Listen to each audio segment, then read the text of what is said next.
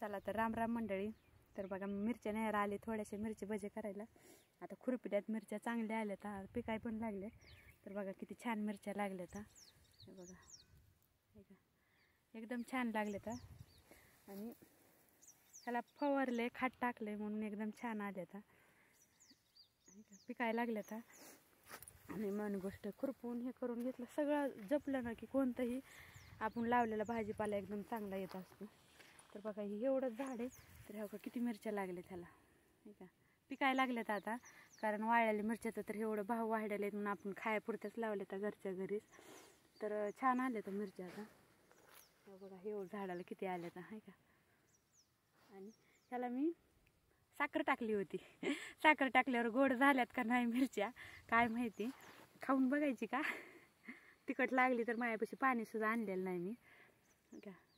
साखर टाकली इथून वाटतंय गोड झाले असते ना, तर बघते मी.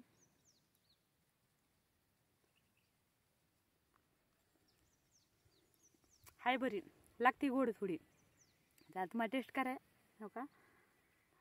थोडी एवढी हाय, थोडी गोड लागते. म्हणलं बघावं साखर टाकून गोड लागतात का नाही ती.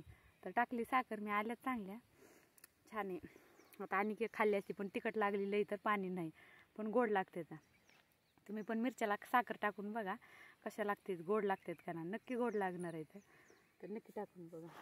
चला इतके छान आल्यात मिरच्या बघा. ह्याला एक गवत सुद्धा दिसत नाही, काय नाही. ती भेंडर तर आता भेंडराचा झाडा संपला, आता ती भेंडर वाळून चालली. ती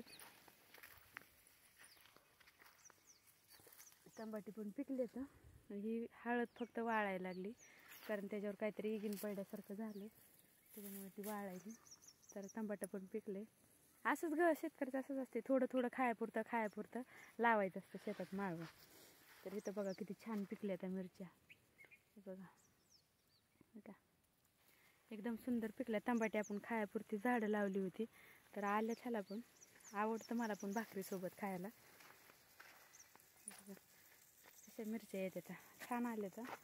तर तिकडं आता लसूण आणि ती लावलेलं आपण, आता हा आलाय लसूण पण. बघा हे मिरच्याचं आपल्या कोणतं पण कसं त्याला खात पाणी केलं व्यवस्थित, टायमाला फवारलं व्यवस्थित, खुरपीलं, तर कोणतंही फळ असू द्या किंवा भाजीपाला असू द्या किंवा हे आपलं माळवं टाळवं असू द्या, ते नक्की चांगलं येतंच. पण त्याला जपावं लागतं. जसं लहान लेकराला सांभाळतात ना, तसं हे आपल्या शेताला आणि ह्याच्यातल्या उत्पादनाला सांभाळावं लागतं, तेव्हा ते चांगलं येत असते. बघा का.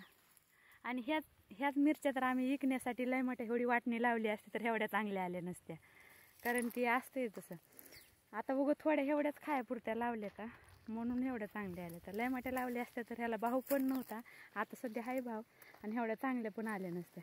बघा ह्या झाड तर किती लकडून गेले. पाला कमी पण मिरच्याच आहे ह्याला जास्त सगळ्या, आहे का. आता पुढच्या वर्षी म्हणतो तेवढी वाटणी लावायची लय मोठी सगळी. बघू आता काय होतंय ती. भाव पण बरा असते, वाळल्या मिरच्याला जास्त भाव आहे. 300 रुपये 250 रुपये किलो असतात मिरच्या.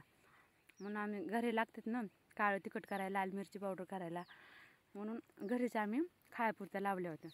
बघा किती चांगले आलेत, लाल भडक. आणि तर पुढच्या वर्षी म्हणतात लय मोठ्या लावायच्या.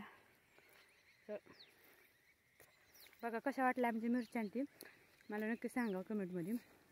चला तर बाय मंडळी.